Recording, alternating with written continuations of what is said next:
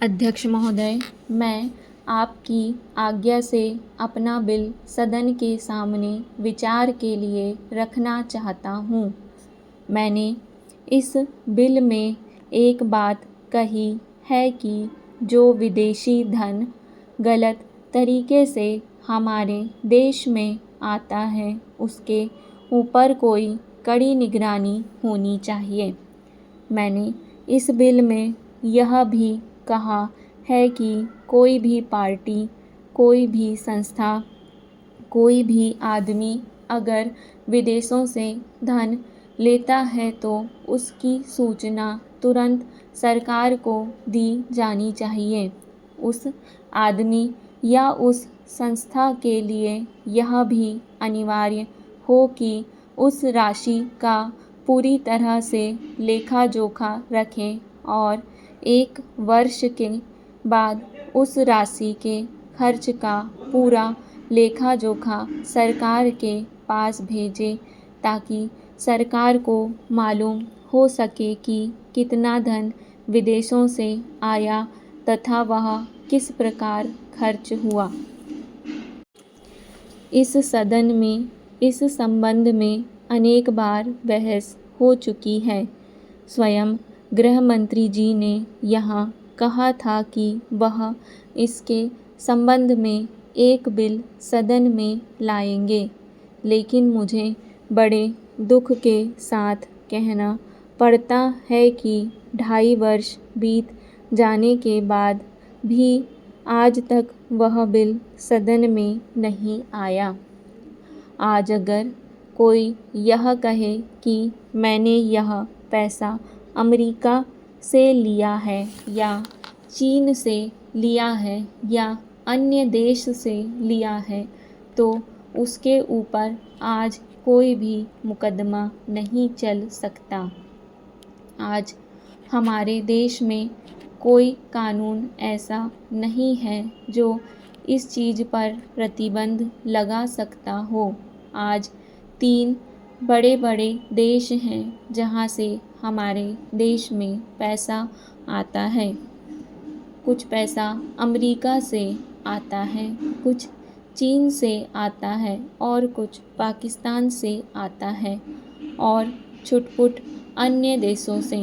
इस प्रकार 280 का धन हमारे देश में कितना फैला है, अगर इसकी ओर आप ध्यान देंगे तो एक चिंताजनक स्थिति आपके सामने आकर खड़ी हो जाएगी। अगर इसी तरह से चलता रहा तो हो सकता है कि एक दिन हमारे देश की सुरक्षा, प्रजातंत्र की सुरक्षा खतरे में पड़ जाएगी। विदेशी सेना हमारे देश पर आक्रमण न कर सके, इस बात की चिंता तो हमारी सरकार करती है, लेकिन विदेशी धन की कोई चिंता यह सरकार नहीं कर रही है।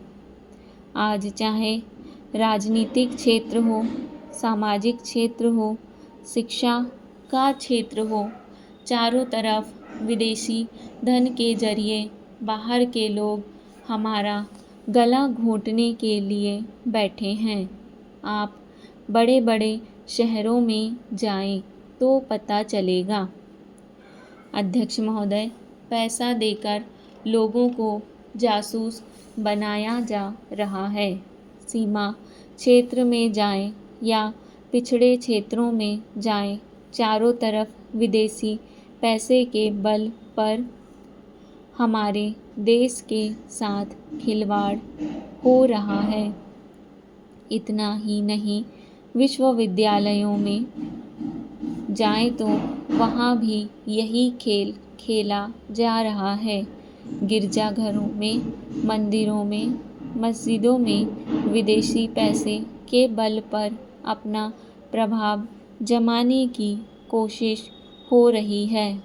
यह समस्या किसी एक पार्टी की नहीं है, यह राष्ट्र की समस्या है। आज सदन में वित्त मंत्रालय की मांगों पर बहस हो रही है। सरकार के हर विभाग का वित्त मंत्रालय से संबंध होता है। देश में जो प्रगति हुई है और हो रही है उसकी काफ़ी चर्चा हुई है। जो प्रगति हुई है वह चारों ओर दिखाई पड़ रही है। कम से कम रेल विभाग में तो काफ़ी प्रगति दिखाई पड़ रही है। रेलों में अब भीड़ कम होती है। बिजली का भी काफ़ी विकास हुआ है, लेकिन देहातों की तरफ हमारा जो दृष्टिकोण है उसको देखकर कुछ कष्ट होता है। अभी जो जनगणना हुई है उसको देखने से मालूम होता है कि शहरों की जनसंख्या अधिक बढ़ी है। आज देहातों से लोग शहरों की तरफ आ रहे हैं। हमारे राष्ट्रपति ने कहा था कि लोग देहातों में बसें, देहातों के जीवन को पवित्र करें, लेकिन स्वराज के 55 वर्ष बीत जाने के बाद भी देहातों की तरफ न जाकर शहरों की तरफ लोग आते रहे हैं। इस प्रश्न पर हमको कुछ गंभीरता से विचार करना होगा। अगर देहातों में लोगों को सुख सुविधाएं मिलती तो आज शहरों में पर्याप्त प्राप्त हैं, तो लोग देहातों से शहरों की तरफ ना दौड़ते, बल्कि शहरों से देहातों की तरफ जाते। देहात के जीवन में 2 प्रकार की चीज़ें थीं। एक तो जमींदारी प्रथा थी और दूसरे वे लोग थे जो रुपये का लेन देन करते थे। जमींदारी प्रथा समाप्त हुई, इससे लोगों को कुछ राहत मिली।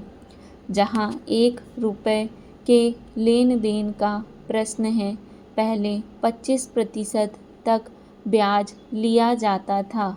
उसमें अब कुछ कमी अवश्य है, लेकिन कहीं कहीं तो अभी भी उतना ही ब्याज लिया जाता है, जिससे कर्जा लेने वाला उनके चंगुल से नहीं निकल पाता। सरकार भी अब उचित दर पर कर्जा देने लगी है। इस वजह से कहीं कहीं पर साहूकारों के ब्याज की दर में कमी आई है। सभापति महोदय, जिस भावना से मैंने यह बिल पेश किया है उसके महत्व को सरकारी और विरोधी पक्ष दोनों ने एकमत से अनुभव किया है कि देश में बेकारी की समस्या एक भयंकर रूप धारण कर रही है और इसके कारण हमारे देश का विकास, चाहे वह सामाजिक हो, आर्थिक हो या सांस्कृतिक हो, रुका हुआ है। पिछले 55 वर्षों से इसी परिस्थिति का निर्माण होते हुए हम देख रहे हैं। मंत्री महोदय ने यहाँ पर अभी कहा कि राष्ट्रपति इस काम को नहीं कर सकते हैं क्योंकि यह उनके अधिकार के बाहर है। आप जब भी यह देखते हैं कि किसी राज्य में वहाँ की व्यवस्था, वहाँ का विकास ठीक नहीं हो रहा है, तो उस राज्य में राष्ट्रपति का शासन लागू कर देते हैं। जब किसी राज्य में अराजकता फैल रही हो, विकास का काम समाप्त हो गया हो और वहाँ के नेता जिम्मेदारी से काम न करते हों, तो वहाँ पर राज्यपाल का शासन लागू कर दिया जाता है। ऐसे अनेक उदाहरण हमारे देश में मौजूद हैं।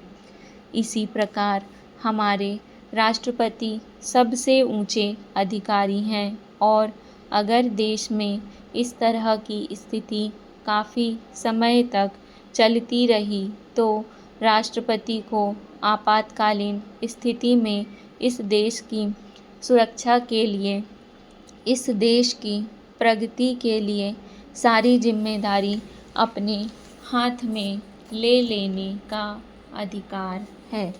स्टॉप।